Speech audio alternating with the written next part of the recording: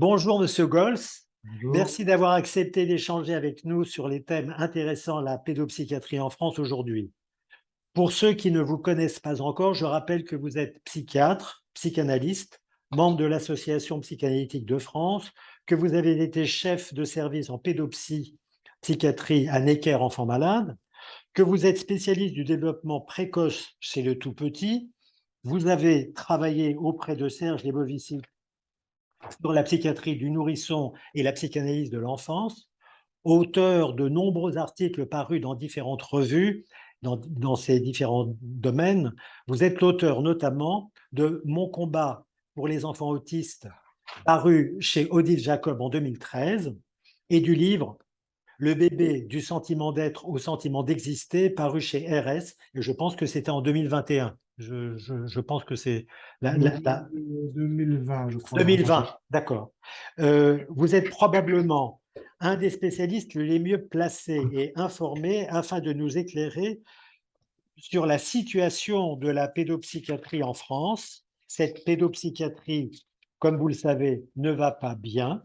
Le malaise grandissant des plus jeunes est source d'inquiétude. De nombreux articles parus dans la presse ces dernières années en témoignent. Première immense question que je souhaiterais vous poser, Monsieur Gols, la suivante. Comment en est-on arrivé là?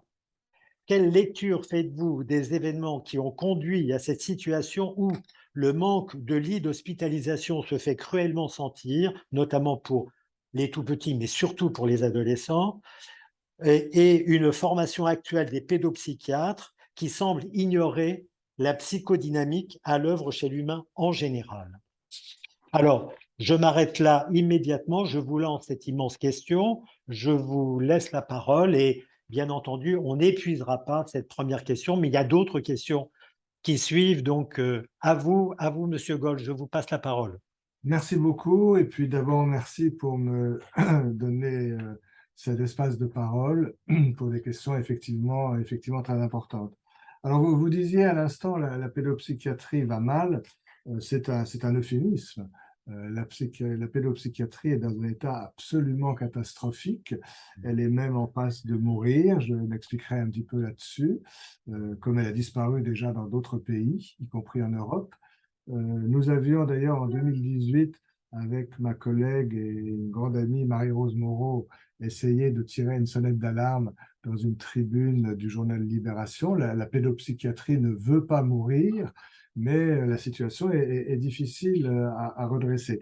Et alors, j'ai d'autant plus ce risque en tête que je viens de travailler 6 mois comme conseiller expert à la Cour des comptes pour un rapport sur la pédopsychiatrie qui sera rendu public au cours des prochains mois et qui fait effectivement un état des lieux tout à fait désastreux. Il y a en France chaque année 1 600 000 enfants qui nécessitent une consultation, des consultations en pédopsychiatrie, dont 800 000 pour des raisons graves ou sévères, et comme vous le savez, les files d'attente sont dramatiques, les délais d'attente sont dramatiques, l'orientation est très difficile. On est donc dans une situation vraiment très, très mauvaise et dangereuse. Alors peut-être, bon, je suis obligé de partir d'un petit peu loin pour répondre à votre question parce qu'elle est très vaste. Mm. En fait, la pédopsychiatrie est une discipline extrêmement récente. La psychiatrie est plus ancienne, mais la pédopsychiatrie est relativement récente. Vraiment, les racines sont dans des racines éducatives, on le sait, il y a 200 ans, 250 ans maximum. Et puis ensuite, très, très doucement, est née la psychiatrie de l'enfant, l'adolescent, la psychiatrie du bébé, très récemment, hein. Le premier congrès de psychiatrie internationale du bébé était en 1980, hein, donc c'est vraiment très peu de choses à l'échelle de l'histoire des idées et des connaissances, 30, 40 ans, on pourrait dire. Voilà, donc c'est une discipline qui effectivement mais pose beaucoup plus de questions encore qu'elle n'apporte de réponses, mais ça, c'est pas inquiétant en soi. C'est le propre de toute discipline vivante et récente. Bon, voilà, c'est une discipline merveilleuse, hein. Je vais bientôt publier un livre qui s'appelle Pédopsychiatre, psychanalyste, le plus beau métier du monde. Il est en passe de disparaître, mais je crois vraiment que c'est un des très, très beaux métiers du monde. Voilà. Mais alors en France, sur 30 ou 40 ans, comment on peut voir les choses? La première génération en France, hein, chaque pays a son histoire et sa culture. Je préside l'Association européenne de psychopathologie de l'enfant et de l'adolescent, donc j'ai un peu un regard sur les autres pays européens, mais là je parlerai pour la France. La première génération, la génération des fondateurs, a été très marquée par la pensée psychanalytique. Je dis parfois aux étudiants en souriant, les racines de la pédopsychiatrie sont non seulement psychanalytiques, elles sont presque psychédéliques, puisque au fond on a l'acronyme LSD. LSD, c'est Lebovici, Soulet, Tietkin. Quand on connaît bien l'œuvre de Serge Lebovici, de Michel Soulet, de René Dietkin, on a une bonne vision des commencements de la pédopsychiatrie en France. Je fais une petite parenthèse d'ailleurs pour dire que je me rends compte de l'immense privilège qui a été le mien, puisque j'ai été formé par Michel Soulet sur le plan clinique. Ça a été vraiment une des grandes rencontres de ma vie à l'Institut de puériculture de Paris, où je travaille toujours en partie. Il m'a appris à l'époque tout ce que j'avais besoin de savoir vraiment sur la pédopsychiatrie psychodynamique à l'époque, enfant, bébé. Et puis après, j'ai beaucoup travaillé avec Serge Lebovici, sur le plan, moins sur le plan clinique, mais plus sur le plan institutionnel, et notamment au sein de la WAME, la World Association of Infant Mental Health, l'Association mondiale de psychiatrie du bébé. On a fondé ensemble, et avec d'autres collègues bien sûr, la branche France de la WAME France. Et puis, j'ai aussi eu la chance de travailler avec René Dietkin dans des activités éditoriales aux presses universitaires de France pour le Fil Rouge et pour la revue La psychiatrie de l'enfant. Voilà. Donc, je m'estime vraiment très chanceux d'avoir rencontré ces trois personnes qui ont vraiment imprégné ma formation, mon travail, ma pensée. Voilà. Donc, eux, c'est la génération des fondateurs, mais très ancrés dans la perspective psychanalytique. Moi, j'appartiens à la deuxième génération qui a été plus chargée de transmettre les choses. À la génération des fondateurs, il faudrait peut-être ajouter, bien sûr, Roger Misès, parce que je vais y revenir tout à l'heure à propos du secteur. Je l'ai bien connu aussi, mais j'ai moins travaillé avec lui. Est-ce que vous mettriez dans ce lot Françoise Dolto? Oui, oui, oui, mais elle a une part un petit peu, une place un petit peu à part Oui, ensuite. c'est vrai. Et vous avez raison, tout à fait, parce qu'elle a attiré vraiment la question de l'attention sur la question de l'inconscient chez les tout petits en Tout à particulier. fait, tout à fait. Voilà. Alors ensuite, la deuxième génération à laquelle j'appartiens a eu la tâche de transmettre les acquis de ces premières fondations et de les transmettre notamment à toutes les disciplines alliées. Enfin, qui travaillent avec les pédopsychiatres, les pédiatres bien sûr, mais aussi les travailleurs sociaux, les puéricultrices, les sages-femmes, les éducateurs, éducatrices de jeunes enfants, enfin les psychomotriciens, les orthophonistes, un travail de diffusion transdisciplinaire un petit peu qui a été passionnant, mais qui, maintenant, on en est à la troisième génération. Hein. Et comme souvent, dans d'autres domaines d'ailleurs aussi, la troisième génération est vraiment en mal d'identité, pour des raisons qu'on va peut-être détailler un petit peu après. Elle est en très grande difficulté pour affirmer sa spécificité, notamment par rapport à la pédiatrie et à la neuropédiatrie, le risque étant, j'y reviendrai, que les pouvoirs publics et peut-être même le public considère qu'au fond, la neuropédiatrie pourrait tout à fait remplacer la pédopsychiatrie, ce que je ne crois pas du tout. Je vais essayer de m'en expliquer. Alors, c'est vrai qu'il n'y a pas de triomphalisme, là, parce que moi qui appartiens à la deuxième génération, je me dis, mais qu'est-ce que nous avons mal fait, qu'est-ce que nous n'avons pas fait pour en arriver là, hein. Voilà. Alors, on a peut-être nos erreurs et nos fautes personnelles. Je crois aussi qu'il y a un contexte général sur lequel je reviendrai, notamment à propos du néolibéralisme. Mais en tout cas, aujourd'hui, la situation n'est pas brillante. Et en particulier, le rapport de la Cour des comptes que j'évoquais tout à l'heure mettra le doigt là-dessus. Actuellement, l'attention, le soin, enfin l'attention apportée au secteur n'est pas suffisant et est en passe même de disparaître. Or, la sectorisation dans les années 60-70 en France, et justement autour de Roger Misès, que j'évoquais à l'instant, la sectorisation a été un moment extraordinairement fécond. C'est un dispositif que le monde entier nous a envié et nous envie encore, hein, et nous faisons comme si ce n'était pas quelque chose de très important. Là, il y a vraiment une négligence coupable, hein. Le secteur est né donc après la dernière guerre mondiale, enfin la dernière guerre, la deuxième guerre mondiale, on va dire aujourd'hui. Il est né donc dans les années 60-70, autour de Roger Misès, en particulier pour les enfants. C'est un dispositif administratif merveilleux qui avait un souci d'égalitarisme, un souci démocratique, un souci d'accessibilité pour permettre à tout le monde de trouver des dispositifs suffisants à proximité de chez soi, sur tous les territoires en France. Et un souci, une psychiatrie donc de proximité, une psychiatrie généraliste, mais aussi une attention portée à la prévention. Enfin, tout un système vraiment tout à fait remarquable. Et aujourd'hui, jusqu'à maintenant en tout cas, l'attention apportée à ce dispositif se relâche sérieusement. C'est vraiment plus que dommage et il va falloir qu'on revalorise ce secteur. Voilà, alors bon, ça c'est pour tout petit point de vue historique. Qu'est-ce qui fait que il y a plus, les difficultés actuelles de la pédopsychiatrie sont certainement déterminées par de nombreux facteurs, mais il y a des facteurs propres à la France et des facteurs plus généraux. En France, il me semble que on a progressivement relâché les liens entre la pédopsychiatrie et la psychanalyse. Bon. Aujourd'hui, il y a des attaques forcenées contre la psychanalyse dans l'autisme. C'est pas le lieu aujourd'hui, peut-être, je ne vais pas y revenir tout à fait, chacun a bien ça en tête. Il y a des vagues, enfin d'une manière générale, depuis 20, 30 ans, il y a des attaques forcenées contre la psychanalyse dans l'autisme. Chacun a en tête sans doute ce film de Sophie Robert, Le Mur, qui a marqué un tournant tout à fait important. Si vous voulez, on y reviendra parce que j'ai été interviewé dans ce film et c'est un des plus cruels souvenirs de ma carrière professionnelle. Bon, ceci dit, il faut bien voir que les attaques contre la psychanalyse dans l'autisme masquent mal les attaques contre la psychanalyse en général. Les attaques contre la psychanalyse en général masquent mal les attaques contre le soin psychique.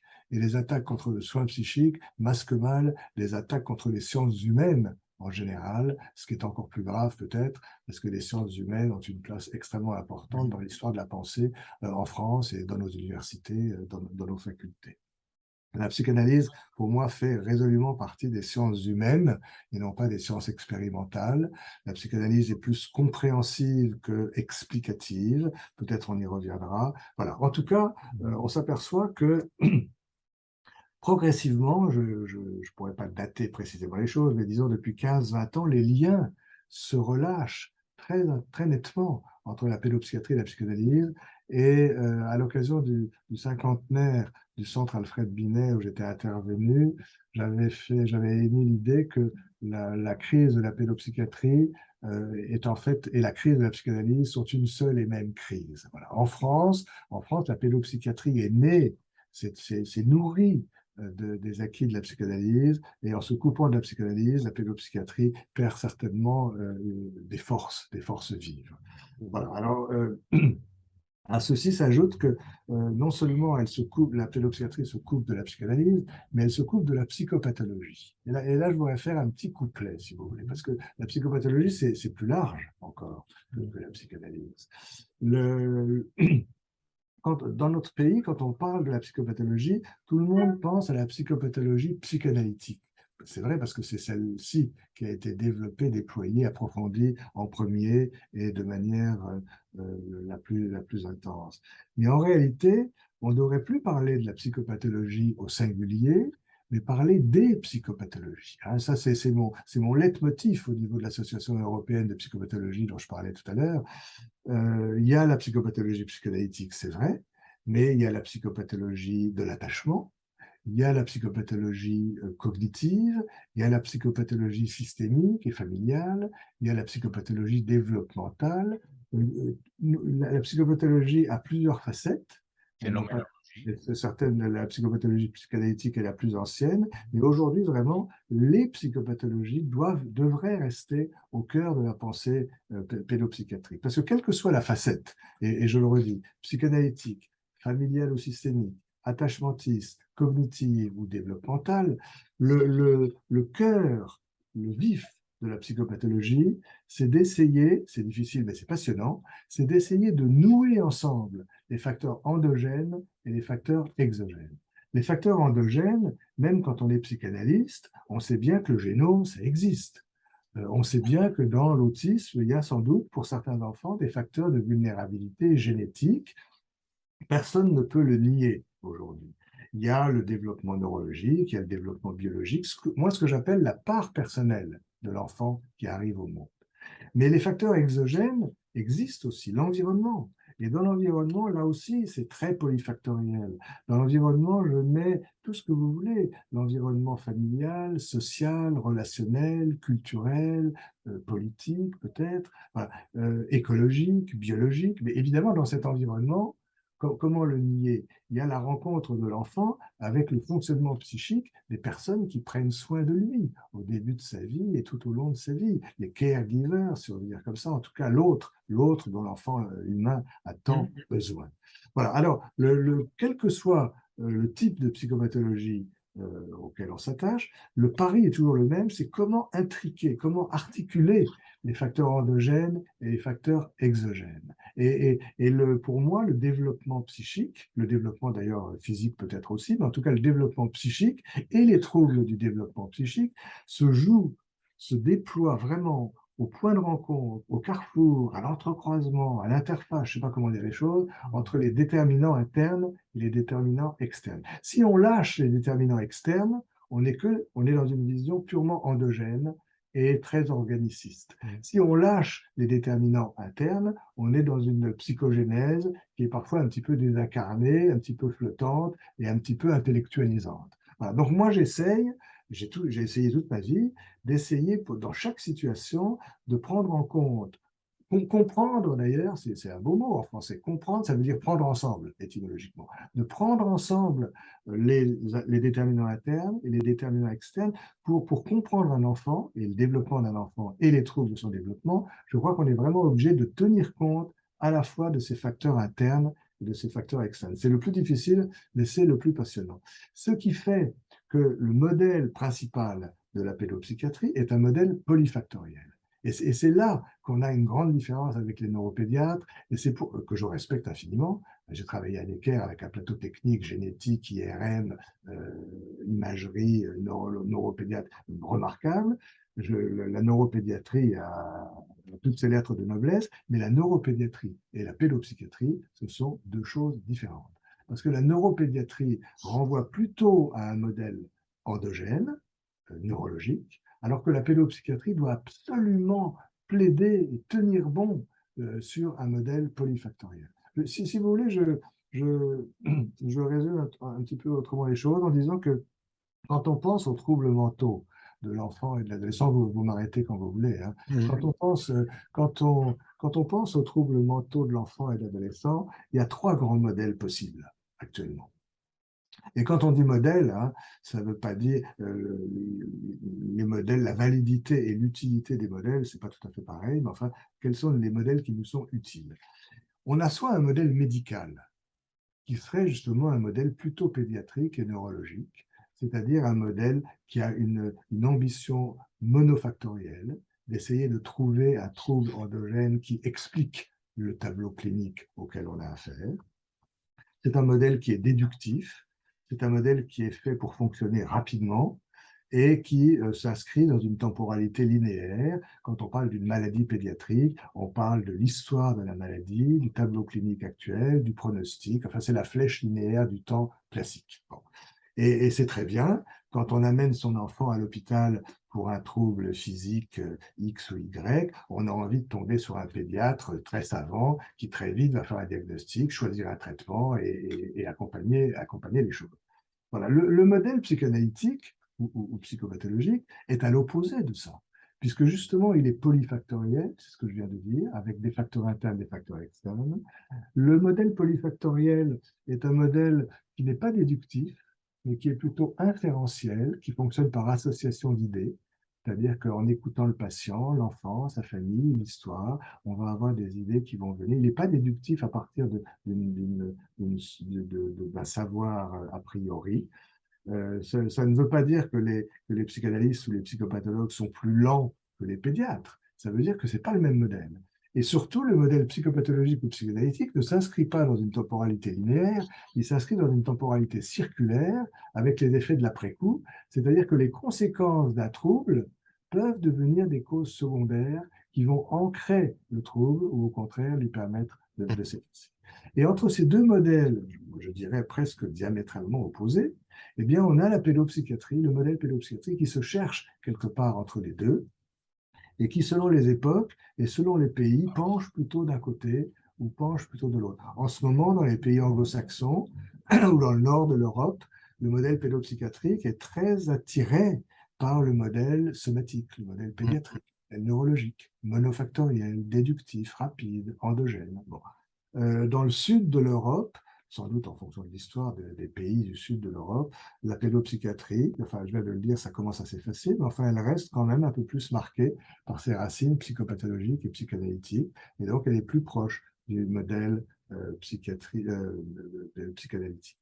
Je travaille beaucoup avec l'Amérique du Sud depuis longtemps, et ce que je trouve intéressant, c'est qu'ils sont un petit peu dans la même position que nous, dans le sud de l'Europe, à essayer de vouloir tenir compte à la fois des acquis de la psychanalyse, mais aussi de s'ouvrir à de nouvelles avancées. Les neurosciences nous donnent de nouvelles portes d'entrée dans ce modèle polyfactoriel. Peux dire... Comment? Oui, oui, oui. Mais si vous voulez, la question que vous soulevez, Monsieur Gols, est une question aussi que je reprendrai sous un autre angle, parce que j'ai lu évidemment avant de vous rencontrer ce qui s'est déroulé entre à la fois les moments d'échange que vous avez pu avoir, notamment avec un certain Joseph Chovanec. Ouais. Voilà. Pourquoi je dis ça? Parce que j'ai retrouvé effectivement, c'est pas une polémique d'ailleurs, c'était une sorte de mise au point, parce que C'était une conférence Hippocrate à Paris 5. Ouais. voilà. Et et vous vous êtes élevé contre la formulation de Chovanec disant personne avec autisme. Ouais. Et que vous avez, vous, répondu, les enfants que j'ai rencontrés ne sont pas des enfants habituels, plus un autisme. Ils ont une pathologie autistique qui les empêche d'être une personne, qui les empêche d'être un sujet. Alors, c'est à partir de là, à mon avis, que j'aimerais aussi un peu relancer ce que vous dites, mais ça va un peu prolonger. Ça va venir tout de suite. Est-ce que je peux simplement finir ce que je disais sur le Ah, modèle? pardon, excusez-moi. Bien sûr, Je pensais non. que vous étiez en suspens, en pause, et en laissant effectivement la possibilité de vous réinterroger. Mais allez-y, je vous en prie. J'ai mis en suspens et en pause parce que j'avais mon chien qui aboyait. Ah, d'accord. Ça vaut le coup. Si vous voulez, on va couper la D'accord. scène, mais D'accord, allez-y, Bon, allez-y. je voulais simplement ajouter, je me Oui. souviens toujours de ce que disait Serge Levovici. Il disait la psychanalyse n'a pas à avoir peur des neurosciences dont les avancées sont spectaculaires. Si on reste dans un modèle polyfactoriel, toute nouvelle porte d'entrée est bonne à prendre, mais il faut absolument pouvoir tenir compte de ces différentes facettes. Ce modèle polyfactoriel n'est peut-être pas valide au sens de l'EBM, de l'Evidence-Based Medicine, mais en tout cas, c'est le plus utile parce qu'au moins, il a le mérite de nous tirer vers des prises en charge multidimensionnelles qui essayent de prendre en compte chacune des facettes, des portes d'entrée, comme je le disais, de ce modèle polyfactoriel. Voilà, donc j'ai un petit peu fini avec cette première partie, si on peut dire. Je crois qu'en ce moment, ce qui menace beaucoup la pédopsychiatrie, c'est une espèce de renoncement au modèle polyfactoriel, qui, je le redis, est le plus passionnant, mais évidemment le plus complexe, et au profit d'une vision plus neurodéveloppementale, plus endogène, plus proche du modèle pédiatrique ou neuropédiatrique de la pédopsychiatrie, le modèle auquel moi, personnellement, je ne crois pas du tout.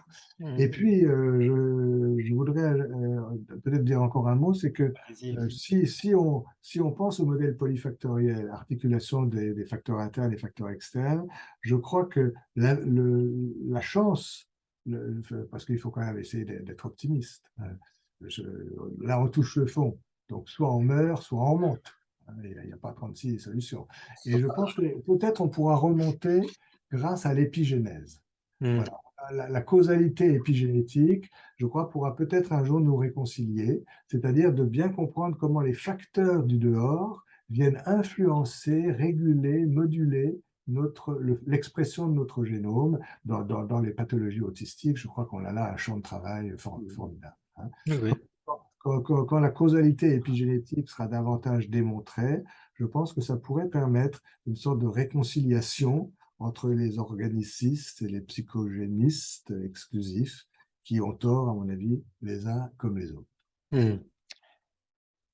La question qui Vas-y. me vient à l'esprit, parce que le discours que vous avez tenu, pour moi, est très clair. Moi, j'ai raison sur cette double position, plus la troisième au milieu qui doit faire un peu de communication entre les deux. Et moi, je le vois comme une nécessité. D'ailleurs, la chaîne sur laquelle on voit cette vidéo devrait être un peu un laboratoire de ça. Mettre ensemble plusieurs points de vue et chercher de créer quelque chose d'organique. La question est qui va créer ce modèle de ce troisième pôle, de cette troisième, ou cet architrave entre les deux colonnes. Parce que de Bernard Gols, de Lebovici, il y en a peut-être un pour chaque génération. Non, non, on n'est pas tout seul quand même. Hein. Non, non, non. Voilà, On n'est pas tout seul. Hein. Et ce modèle est déjà envisagé, est déjà présent, parce que... Ah oui, oui. Par exemple, je reviens à cette association européenne de psychopathologie de l'enfant et de l'adolescent, avec la présence de la Belgique, de la Suisse, du Portugal, de l'Espagne, de l'Italie, de la Grèce. On est quand même tous dans le même courant de pensée, là. Hein, et je pense que, bon, j'espère que les idées les plus raisonnables finiront par l'emporter, mais il y a du travail, il y a du travail. Mais il y a un champ quand même aujourd'hui qui se développe beaucoup et qui est porteur d'espoir là par rapport à la question que vous posez, c'est la périnatalité. Hein. Vous savez que peut-être, j'ai d'abord été pédiatre. Enfin, à l'époque, on pouvait faire à la fois ces études de pédiatrie et de pédopsychiatrie. Donc, j'avais essayé de faire. Je savais que je voulais être pédopsychiatre, mais j'avais quand même j'avais envie d'aller voir un petit peu ce qui se passait du côté du corps. Et après, je suis devenu pédopsychiatre et psychanalyste. Et puis, je me suis beaucoup impliqué dans le domaine du bébé, et puis des autismes, ce qu'on appelle aujourd'hui les troubles du spectre autistique, et aussi, grâce à Michel Soulet, que j'évoquais tout à l'heure, à la question de l'adoption. Alors, vous voyez, ces trois domaines distincts, le bébé, les autismes, l'adoption, et pourtant, ce qui fait lien, pour moi, entre ces trois domaines, et ce n'est pas un jeu de mots, ce qui fait lien, c'est la question du lien. Parce que pour moi, le développement du bébé, c'est l'étude de la manière dont le bébé va mettre en place ses premiers liens avec son entourage, justement, et comment il va se les représenter mentalement. Les situations autistiques sont des situations très douloureuses où les enfants n'arrivent pas, échouent totalement ou partiellement dans la mise en place de ces fameux liens. Et l'adoption est une situation un petit peu paradigmatique, emblématique, où on voit comment un enfant va mettre en place ses liens avec des adultes qui n'ont pas fabriqués et qui vont se positionner pour lui comme des parents tout au long de sa vie. Donc pour moi, la question du lien est essentielle, et le lien corps-psyché, et le lien entre l'enfant et son environnement. Et dans le champ de la périnatalité, là, honnêtement, j'essaie peut-être, pour vous rassurer, Monsieur Benvie, là, je crois que tout le monde pense quand même polyfactoriel. Voilà. C'est-à-dire que c'est quand même la rencontre d'un enfant qui parfois est porteur de vulnérabilité, de failles, de facteurs internes très, très en difficulté, avec un environnement qui a lui-même ses propres difficultés. Vous savez à quel point s'est développé le chapitre des dépressions maternelles, des carences familiales, des psychopathologies diverses. Là, je crois que dans le champ de la périnatalité, pour répondre à votre question, il y a une avancée vraiment très nette et partagée par beaucoup vers un modèle polyfactoriel et vers une causalité épigénétique un jour, je crois. Mm. C'est pas simplement moi tout seul dans mon coin, parce que là, ce serait triste. Oui, Mm. Mm. j'imagine. Là, je reprends enfin, ce que j'ai lancé tout à l'heure par rapport à à cette mise au point que vous avez faite à propos de l'expression de Joseph Chovanec, Mm. personne avec autisme, Mm. et puis donc vous répondez, j'ai rencontré des enfants habituels plus autisme. Ce ne sont pas ces enfants-là habituels plus autisme, ils ont une pathologie autistique qui les empêche d'être une personne, qui les empêche d'être un sujet. Je pense que là aussi dans cette polémique, si je peux dire, une question qui, à mon avis, est à l'œuvre aujourd'hui, ben même depuis une vingtaine d'années, c'est que se dessine un courant qui est devenu de plus en plus puissant, même au travers d'associations de parents qui ont beaucoup été favorisés par les différents gouvernements, de faire que la psychopathologie telle qu'on l'a, nous, conçue, c'est-à-dire qu'un remaniement, en tout cas très profond, de la personnalité, et qu'on ne pouvait pas comme ça isoler un enfant comme ça idéal, plus une pathologie à côté, cette façon de voir s'est imposée et a laissé entendre qu'il fallait pour le coup, aller vers une sorte, entre guillemets, de normalisation Mm. de tout cela, à savoir la fin de certaines institutions plus spécialisées de la prise en charge pour la prise en charge de certains enfants, et puis la mise en place d'un monde comme ça qui prenait en charge cet enfant plus une pathologie.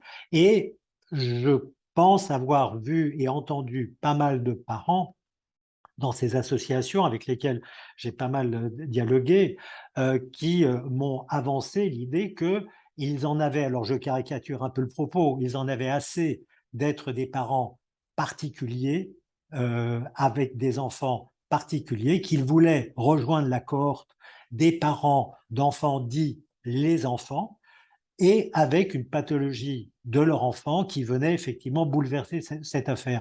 Et il y a eu, évidemment, comme vous le savez, tout un procès qui a été fait par rapport à la psychanalyse et surtout cette immense question de la culpabilité qui a ravagé effectivement le champ de de la psychiatrie en général, de la pédopsie en particulier, parce qu'on touchait bien entendu à implication au sens quand on est un parent, on est impliqué, mais avec en arrière-fond cette idée que l'implication voulait dire culpabilité, voulait dire effectivement cause de.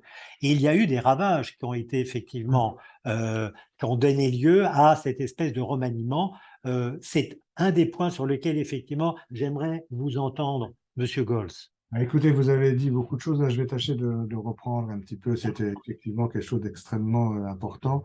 Euh, En, euh, en tout cas, il y a quelques mois, on a eu le congrès européen de psychopathologie de l'enfant et de l'adolescent et on a fait vraiment une mise au point très claire.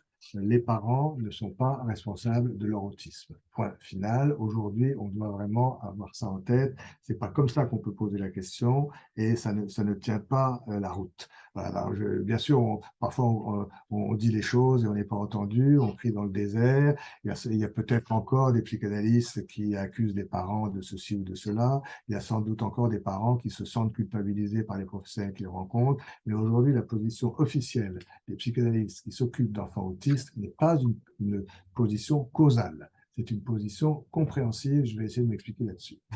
Alors, tout à l'heure, vous parliez de les personnes avec autisme. Dans cette conférence que vous avez rappelée, qui se tenait à Paris 5, où il y avait Thomas Bourgeron, Joseph Chovanec et d'autres, c'est vrai que j'ai critiqué cette expression. Et j'avais en tête la parabole de Georges Canguilhem, qui avait été très utile à l'époque à propos du handicap physique, et où il disait un bossu est un homme normal plus une bosse. Et ça va très bien. Parce que dans le champ du handicap physique, on ne peut pas réduire la personne à son handicap. Il faut d'abord s'adresser à la personne comme à une personne et tenir compte de son handicap physique en plus qui modifie quelque chose. Mais ça ne va pas avec l'autisme. Et là, je vais essayer d'être clair et de parler lentement, parce que c'est toujours un malentendu qui revient. C'est vrai que j'ai dit ce jour-là, dans la salle, certaines personnes l'ont très mal entendu, j'ai dit, pour moi, les personnes autistes ne sont pas des personnes avec autisme, ce sont des personnes autistes, parce que ce que je vois, moi, ce sont des enfants, je m'occupe surtout d'enfants, dont la pathologie autistique les gêne pour se considérer eux-mêmes comme des personnes. Ben, je ne sais pas comment il faut marteler et dire les choses. Bien sûr, les enfants autistes doivent être considérés comme des sujets et des personnes, mais eux, du dedans, au début en tout cas de leur trajectoire autistique, du fait de la pathologie autistique, ont du mal eux-mêmes à se différencier et à se percevoir comme un sujet distinct et comme une personne. Et nous devons justement les considérer comme des personnes à part entière pour les tirer vers le statut de personne. Le bébé humain, même quand il n'est pas autiste, est tellement immature, tellement néothène, tellement inachevé. Il a tellement besoin d'un autre, le Nebenmensch de la psychanalyse. Il a tellement besoin de l'autre pour survivre physiquement et pour se construire psychiquement que personne ne me fera croire qu'un fœtus ou un enfant, un nouveau-né de quelques jours peut tout de suite se considérer comme une personne. Mais pour qu'un jour il se considère comme une personne, il faut que les personnes qui s'occupent de lui le considèrent comme une personne. Et c'est ce même mouvement, même si c'est beaucoup plus difficile et beaucoup plus long avec les enfants autistes, c'est ce même mouvement. Les enfants autistes, au début, ne sont pas en mesure de se vivre comme des sujets. Mais pour qu'un jour ils se vivent comme des sujets, il faut que nous, tout de suite, nous anticipions et nous les considérions comme des sujets. Je crois que c'est clair quand même ce que je dis. Si on me fait dire autre chose que ça, c'est un malentendu. Alors, c'est vrai que on a eu plusieurs périodes dans la communication entre professionnels et parents d'enfants autistes. Je crois que c'est à ça que vous faites allusion. Et moi, j'ai en tête les travaux très intéressants de Brigitte Chamac à ce sujet, où elle a bien montré qu'en France, quand on lit ces travaux, d'ailleurs, en ayant aussi en tête le livre de Jacques Hockman sur l'histoire de l'autisme en France, je trouve qu'on a un panorama extrêmement riche. Hein. Et Brigitte Chamac dit on a au fond trois grandes périodes quant à ces rapports entre professionnels et parents d'enfants autistes. La première période, après la découverte de l'autisme par Léo Canet en 1942-43, la première période, dans les années 40-60, disons, a été une période de très grande collaboration entre les parents et les professionnels.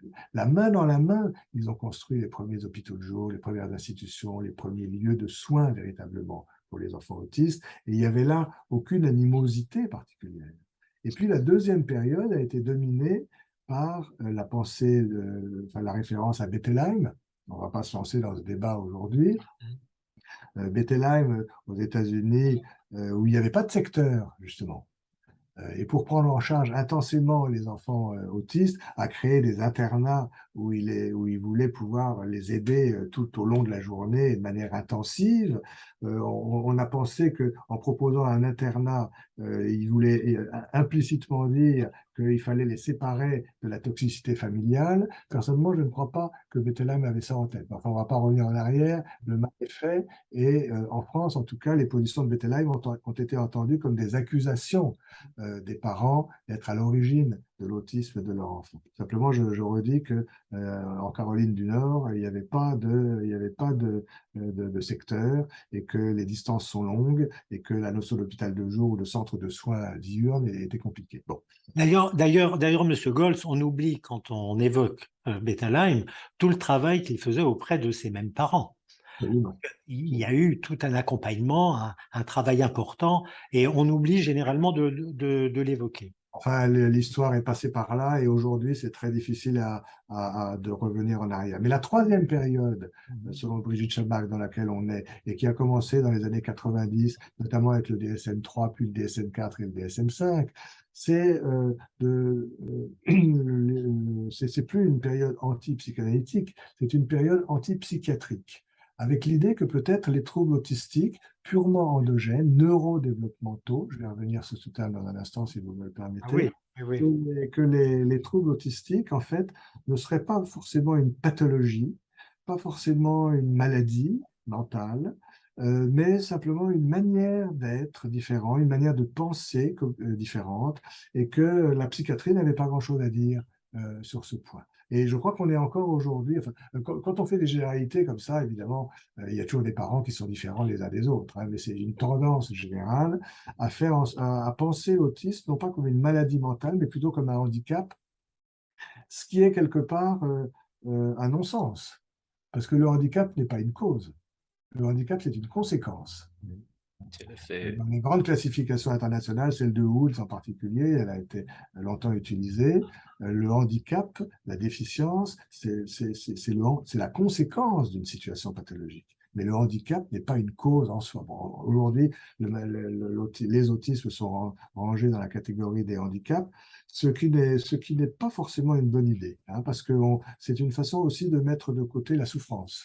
Et personnellement, quand on s'occupe d'enfants autistes graves, donc je ne parle pas des autismes de haut niveau ou des enfants Asperger, qui sont un petit peu différents, mais les enfants autistes graves, tels que ceux qui sont dans le film, par exemple, Hors Normes, que beaucoup de personnes ont vu, je crois que la souffrance psychique est indéniable. Mais bon, quand on est parent d'enfants autistes, c'est vrai que cette question de la souffrance est une souffrance pour eux aussi. On aurait envie de la mettre de côté et de parler d'autre chose. Mais nous, soignants, on ne peut pas mettre la souffrance des enfants autistes de côté.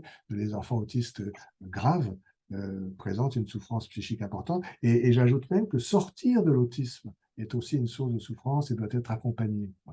Bon, mais enfin, aujourd'hui, il y a une certaine tendance chez les parents à vouloir, sans doute pour se protéger un petit peu, hein, à vouloir penser l'autisme plutôt comme quelque chose de purement endogène et plutôt comme une différence, plutôt que comme une maladie mentale ou une source de souffrance. Alors, on en est là aujourd'hui, et je pense que il y a des risques par rapport à cette position-là. Il y a des risques dans les choix des traitements.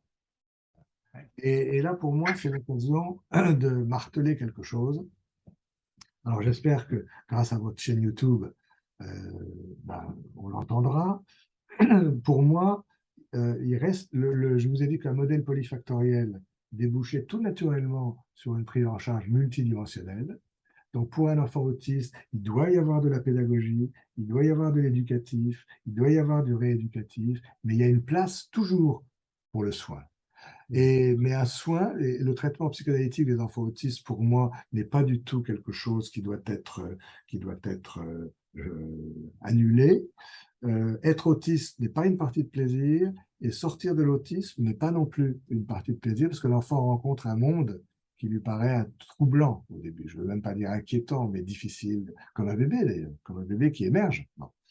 Et ce que je veux marteler, c'est que l'approche psychanalytique des pathologies autistiques n'est pas à la recherche de la cause.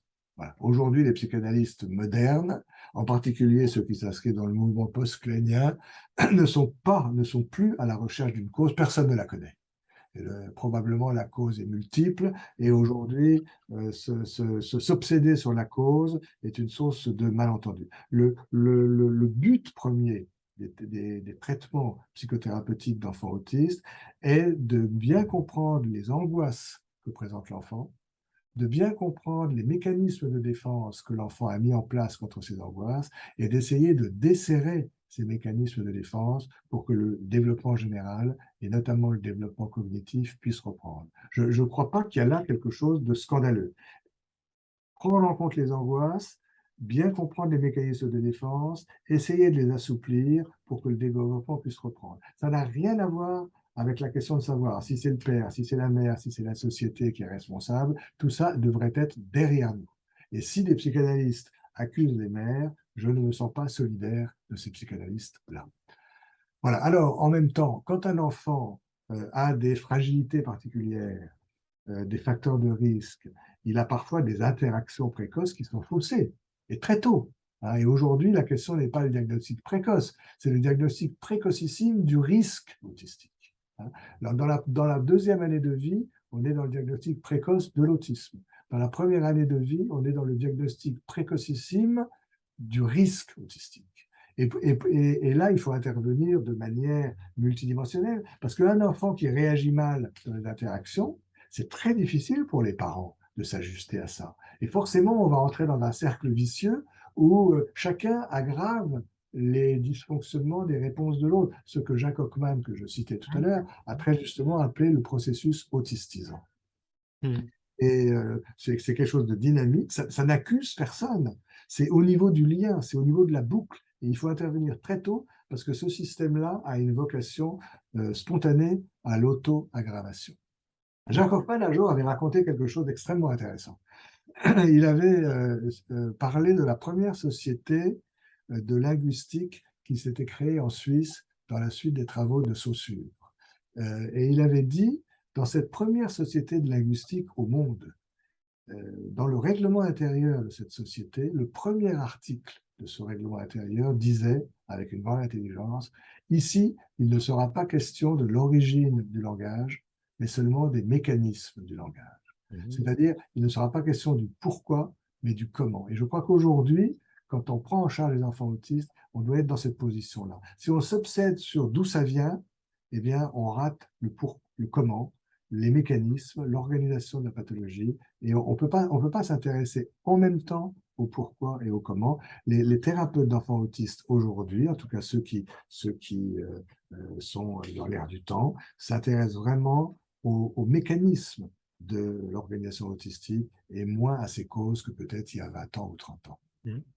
Et la conséquence de ce que vous dites et l'évolution, j'ai pu le mesurer sur le terrain parce que je me souviens que pour être médecin directeur dans un département, l'Essonne, j'avais pu noter que avec cette évolution et avec ces retentissements politiques, parce que aussi vous avez évoqué tout à l'heure l'aspect politique de l'affaire, on a vu que l'école avait été terriblement sollicité pour accueillir des enfants avec des syndromes, enfin des symptômes autistiques, et de demander à ce que cette école puisse effectivement accueillir, mais accueillir des enfants à l'école voulait dire aussi, de façon un peu parallèle, fermer certaines places d'hôpitaux de jour, d'institutions, et j'ai vu des institutions fermer leurs portes. Pourquoi? Parce qu'il y avait un réaménagement politique de cette affaire, à savoir laisser porter l'effort d'accueil au niveau sociétal à l'école, et puis de réduire considérablement les places d'accueil où, justement, pour reprendre votre terme, vos expressions, le lien était particulièrement au travail, et il y avait des ateliers, il y avait des psychologues formés et qui effectivement donnaient en tout cas cet accueil, y compris aux parents, pour pouvoir leur donner en tout cas l'espace pour pouvoir dire l'incidence qu'avait pour eux dans Mais leur sans compter que accueillir un enfant à l'école, ça nécessite des moyens. Mais bien entendu. Il ne suffit pas de décréter. Il y a la loi de 2005 qui a, à juste titre, dit que les enfants autistes devaient être scolarisés, mais ça va de soi, scolarisés avec les moyens qui vont avec. Sinon, plonger un enfant autiste dans une classe de 30 avec une maîtresse toute seule qui n'est pas préparée, on sait très bien ce que ça donne. Ça augmente énormément les angoisses archaïques de l'enfant et ça fait exploser la maîtresse en très peu de temps. Donc, je veux dire, la loi de 2005, elle n'est toujours pas appliquée dans de bonnes conditions. C'est-à-dire qu'il faudrait que dès qu'un enfant autiste arrive dans une classe, il faut que comme en Italie, par exemple, il faut que l'effectif de la classe soit un petit peu réduit et que la maîtresse soit aidée par une auxiliaire spécifiquement formée à la prise en charge des enfants autistes. Là effectivement, on peut accueillir des enfants autistes à l'école, sauf des cas très graves qui, quels que soient les moyens qu'on se donne, n'ont pas leur place à l'école, en tout cas dans un premier temps. Mais vous voyez, quand on pense à l'enfant autiste en tant que citoyen, si on dit il a le droit à l'école comme n'importe quel enfant, je suis assez d'accord avec ça, mais encore faut-il se donner les moyens d'un accueil dans de bonnes conditions. À ce moment-là, pourquoi est-ce que les enfants autistes seraient les seuls citoyens de France à ne pas avoir droit à un traitement psychothérapeutique? On est dans l'absurde, là. Quand un sujet adulte a une maladie de Parkinson, qui est strictement neurologique, il a le droit à certains moments d'avoir un soutien psychothérapeutique. Pourquoi est-ce qu'un enfant autiste ne pourrait pas avoir, à côté de sa pédagogie, éducation et rééducation, également, dans les moments où il en a besoin, un soutien psychologique pour l'aider à affronter ses angoisses autistiques? Il faut être logique. Si l'enfant est un citoyen, il a le droit à tout ce qu'un citoyen a droit, c'est-à-dire l'école peut-être, les différentes mesures d'aide, mais aussi les soins psychiques si nécessaire. Voilà, alors, je voudrais dire quand même que ce qui est triste, hein, tout à l'heure vous me disiez, mais le modèle polyfactoriel, s'il n'y a que Serge Lebovici ou Bernard Gols qui le prônent, on ne va pas aller bien loin, hein, ça c'est sûr. Mais rassurez-vous, je suis loin d'être le seul. Ce qui est quand même triste, c'est que tout le monde le sait quand même, ou tout le monde le sent. La vie psychique et les troubles psychiques ne sont pas quelque chose de simple. Je ne fais pas l'apologie de la complexité pour le plaisir de faire l'apologie de la complexité, mais il y a une complexité minimum que le modèle polyfactoriel, justement, nous aide un petit peu à appréhender. Vous leur laissez penser que le développement de la vie psychique et les troubles du développement psychique sont purement endogènes, régis par un trouble neurodéveloppemental ou par le dysfonctionnement de tel ou tel gène, c'est quand même quelque part une escroquerie de la pensée. Et puis si vraiment c'était comme ça, quel est le rôle de la famille? Quel est le rôle de l'école? Quel est le rôle de la coéducation? Quel est le rôle de la société? Enfin, les parents se sentent quand même porteurs de quelque chose envers leur enfant. Ou alors il n'y a qu'à laisser l'enfant se développer tout seul et puis ces facteurs neurodéveloppementaux font le tout. Non, je crois que ce n'est pas raisonnable. Je le redis, le développement et les troubles du développement se jouent au point de rencontre du dedans et du dehors. C'est vraiment crucial de garder ça en tête. Voilà, alors les choses, la troisième période de Brigitte Chamac, je le disais tout à l'heure, elle a correspondu à une tentative de simplification extrême à travers le DSM-4 et le DSM-5. C'est-à-dire que, je ne vais pas me battre sur les mots, on avait d'abord la notion, dans le DSM-3, de trouble envahissant du développement. Ça, ce n'était pas un mauvais terme, hein, puisque le mot autisme, bon, était surchargé d'histoire, d'étalane, etc. Bon, c'est difficile de revenir sur des images arrêtées comme ça. Voilà, la notion de trouble envahissant du développement, c'était une traduction du terme anglais pervasive developmental disorders. Pervasive, c'est pas tellement facile à traduire. On a dit envahissant. C'est assez inquiétant aussi quand même, envahissant. Mais quelque part, l'idée était intéressante. C'est-à-dire qu'il y a dans la pathologie autistique, il y a un trouble quelque part, des troubles qui envahissent, ça veut dire quoi? Qui apprennent, qui infiltrent tous les secteurs du développement de l'enfant. Le secteur du langage, le secteur de la cognition, le secteur de l'affectivité, le secteur de la communication et de la socialisation. Et c'était pas mal, trouble envahissant du développement. Ça voulait dire qu'on ne va pas chercher simplement un trouble princeps dans tel domaine. C'est plutôt un trouble quelque part qui nous échappe encore et qui finalement infiltre l'ensemble des secteurs du développement de l'enfant. Pourquoi pas? Mais les choses se sont gâchées avec troubles neurodéveloppementaux. Bien entendu. DSM-4. Et donc, je vous disais, je ne vais pas me battre sur les mots parce que le mot en lui-même, bon, qu'il y ait des aspects neurologiques dans l'autisme, pourquoi pas, je veux bien l'accepter. Qu'il y ait des aspects développementaux, c'est évident. Mais après, ça dépend de l'usage qu'on fait du terme de neurodéveloppemental. Et c'est vrai que la plupart des personnes l'entendent comme quelque chose, neurodéveloppemental, c'est presque devenu synonyme de neurologique, et donc de purement endogène.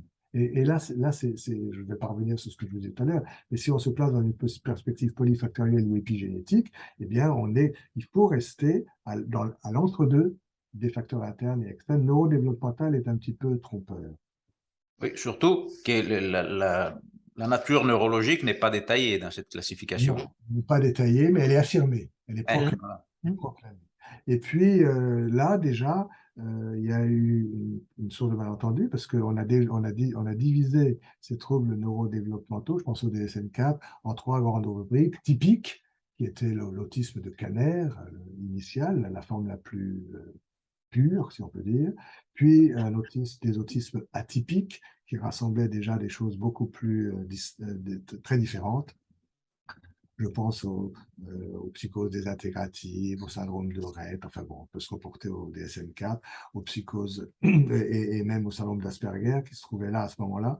Et puis la troisième catégorie, c'était les troubles neurodéveloppementaux, du développement non spécifiés, où là, effectivement, on a mis en vrac tous les cas lourds de la psychopathologie infanto-juvénile. Alors c'est vrai que si on additionne les troubles envahissants du développement, neurodéveloppementaux typiques, atypiques et non spécifiés, on arrive à un enfant sur 100 ou un enfant sur 50, mais on a mis dans le même sac des enfants qui ont tous besoin de soins peut-être, mais de soins différents, qui sont tous des enfants très différents les uns des autres. Et la confusion est encore portée un petit peu plus loin avec le DSM-5, puisqu'avec la notion de trouble du spectre autistique, on met tous ces trois catégories-là dans la catégorie trouble du spectre autistique. Alors le mot autisme revient pour tout le monde, et c'est une source de confusion vraiment très dommageable. Je crois que c'est très dommageable pour les enfants, c'est très dommageable pour les parents, les familles, et c'est très dommageable aussi pour les chercheurs, parce que les chercheurs ont besoin d'avoir des échantillons d'enfants extrêmement homogènes pour pouvoir trouver quelque chose. Sinon toute anomalie est noyée dans un ensemble d'enfants qui sont différents les uns des autres. C'est une confusion nodologique qui ne sert absolument à personne. Alors quand même, comme je ne veux pas être entièrement négatif, ce qui m'intéresse quand même dans le TSA du DSM-5, c'est sa nature dimensionnelle. C'est-à-dire que l'idée, c'est qu'au fond, des cas graves aux cas les plus légers, il n'y aurait pas des structures et des catégories différentes, mais plutôt une intensité du trouble qui serait différente. Peu marquée pour les cas légers et très marquée pour les cas lourds. Et là, c'est intéressant parce que je trouve que ce dont on a peut-être à réfléchir, c'est que autant je crois que dire qu'il y a un enfant autiste sur 50, c'est une plaisanterie tragique, hein, qui mélange tout. En revanche, peut-être qu'il y a une potentialité autistique chez tout être vivant.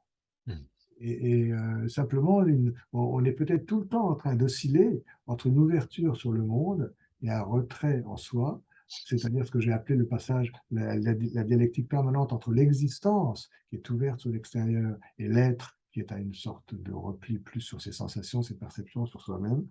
Et simplement, la question qu'on a à se poser, c'est à partir dans cette gradation, à partir de quand ça devient gênant pour le développement.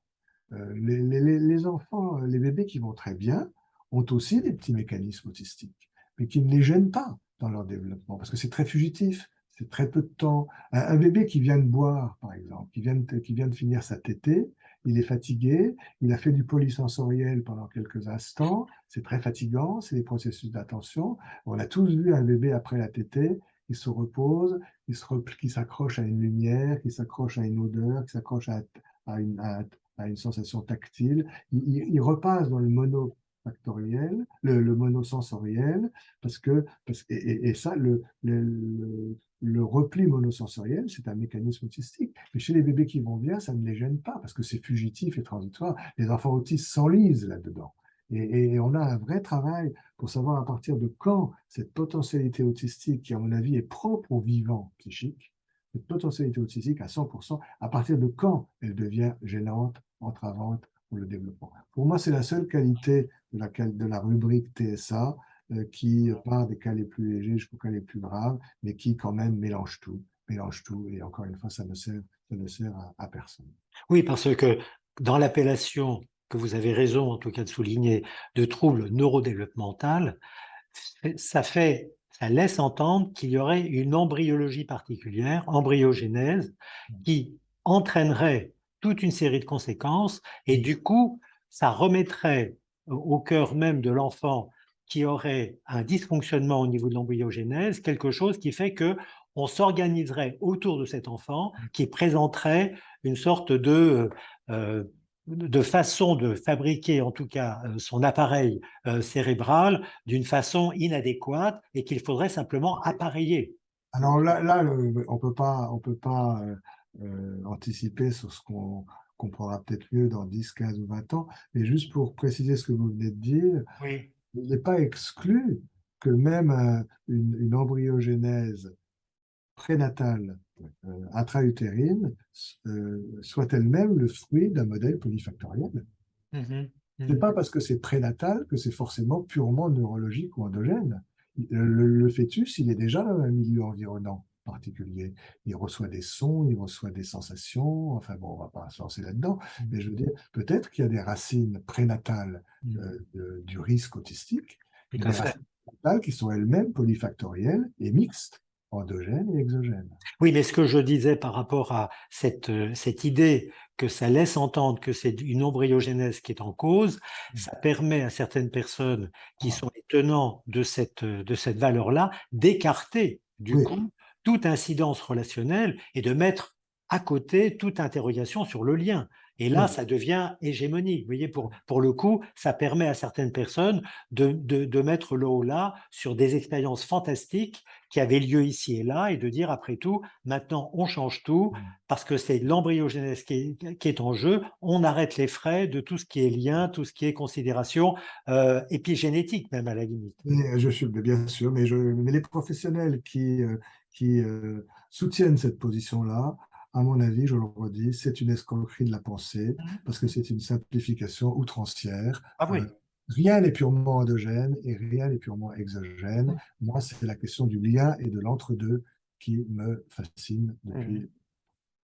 Alors, bon, je ne sais pas combien de temps il nous reste, mais ce que j'avais envie quand même aussi de verser au dossier, parce qu'on y réfléchit en ce moment beaucoup au niveau de l'Association psychanalytique de France, Oui.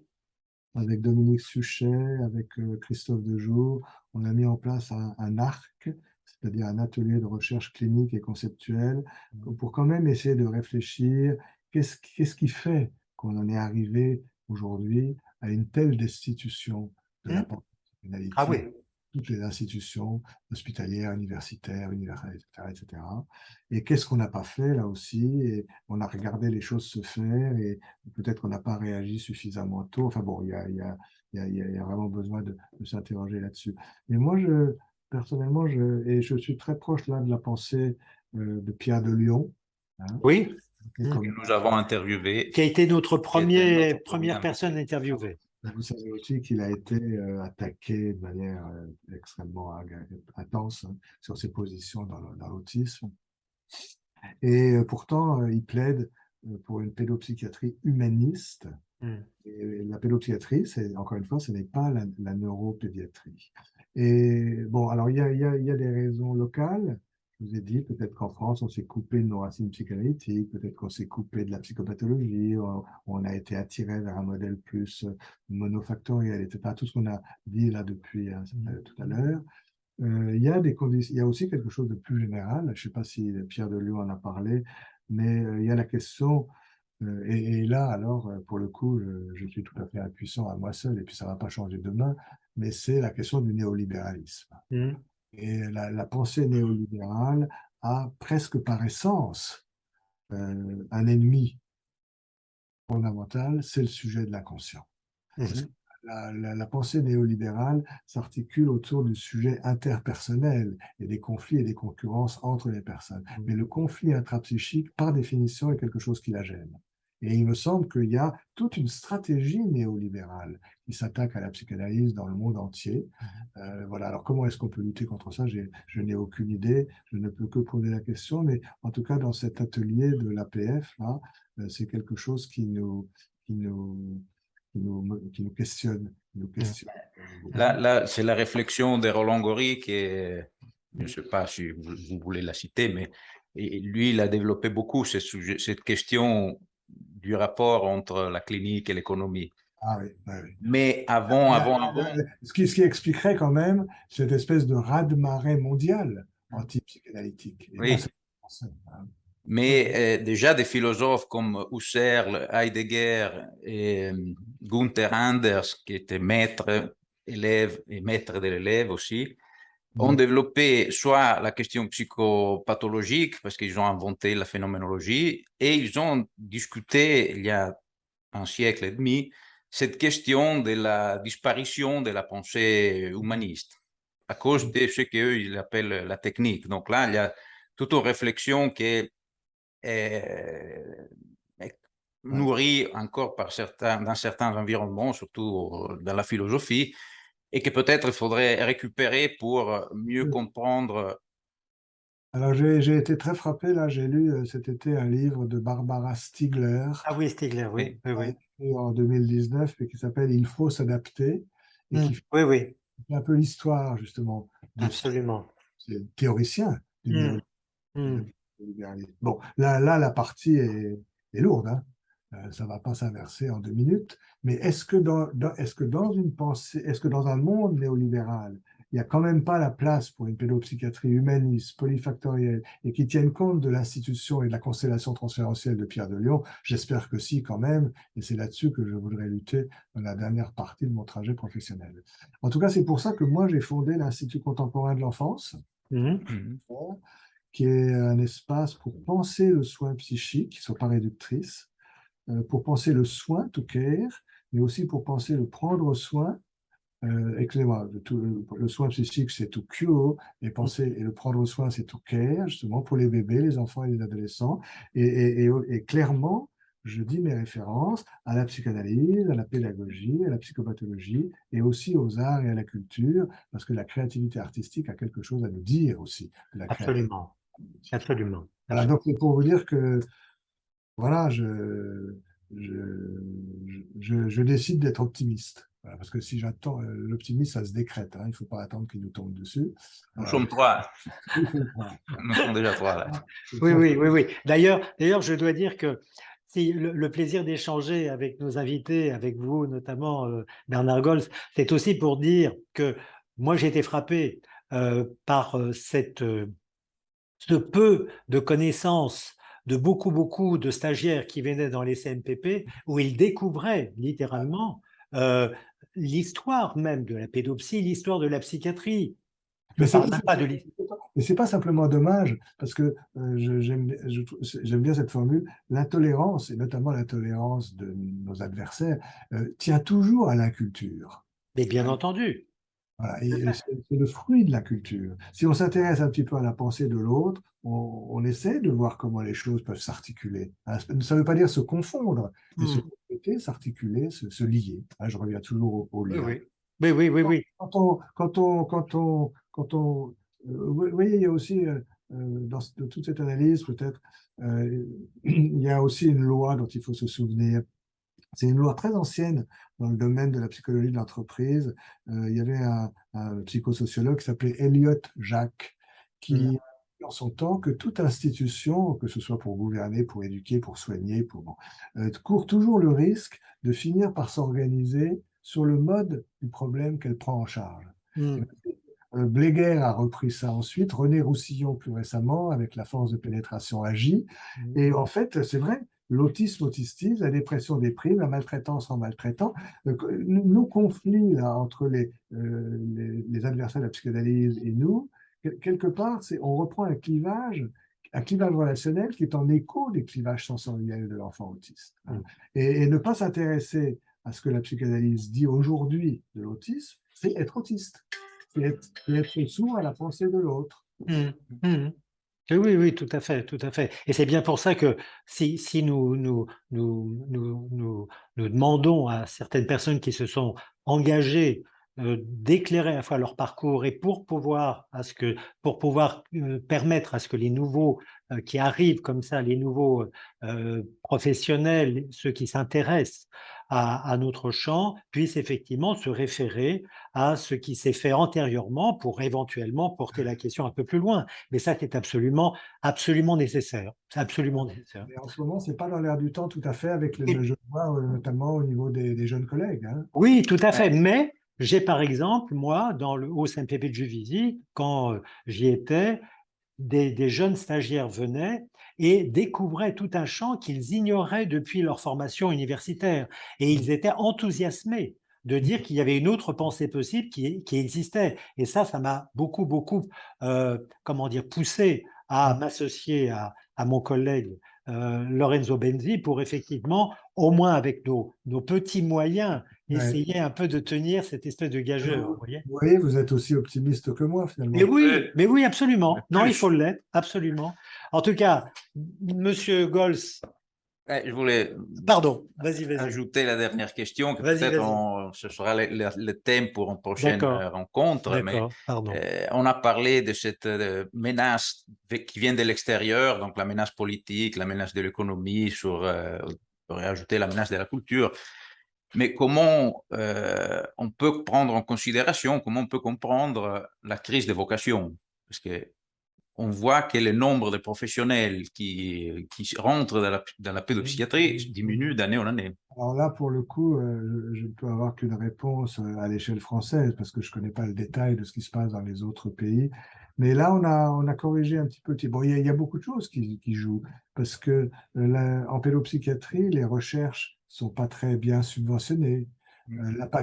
Les publications sont difficiles. L'impact factor, comme on dit aujourd'hui, est difficile à atteindre. Donc, les jeunes qui s'engagent en médecine ont envie de spécialité ou au contraire, tout ça est plus efficace. Hein. Voilà, donc, on a il y a ça. En pédopsychiatrie, là, ça vient de changer. Mais la maquette précédente était très défavorable parce qu'on demandait aux jeunes internes de choisir très tôt, dès la première année, la pédopsychiatrie, ce qui est difficile. Il faut avoir vu pas mal de choses pour sentir un petit peu les choses. Là, je crois que ça va aller mieux, mais il y a un très gros effort à faire pour soutenir la recherche, les publications et puis les lieux de soins. Et je ne vais citer aucun service de mes collègues, mais il y a beaucoup d'internes qui vont dans les grands services de pédopsychiatrie et qui disent mais au bout de quelques temps, je suis derrière mon ordinateur. Moi, j'ai choisi pédopsychiatrie pour la rencontre et je suis derrière mon ordinateur à remplir des questionnaires. J'en ai marre.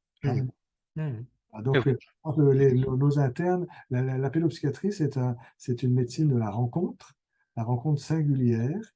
Chaque cas est un objet de recherche, en quelque sorte. Et bon, on a abordé cette question dans le rapport de la Cour des comptes. Il y a un énorme effort à faire au niveau, bien sûr, de la clinique, mais aussi au niveau de la recherche et des publications. Là, on est dans un système qui est très vicié. Hein. Et des chaînes YouTube. Et de chaînes YouTube.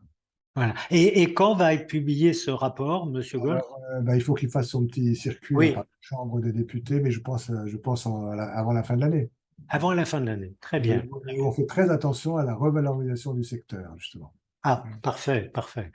Bon, écoutez, Monsieur Golf, alors là, en vous remerciant évidemment beaucoup pour avoir accepté d'échanger avec nous. Et puis, écoutez, j'espère qu'on aura l'occasion de se retrouver à l'occasion d'une autre publication de Bernard Gols pour pouvoir effectivement nous éclairer sur bien des points. Merci encore, Monsieur Bernard Gols. Merci. Merci beaucoup. Merci beaucoup. Au revoir. Voilà, Au revoir. on libère et là.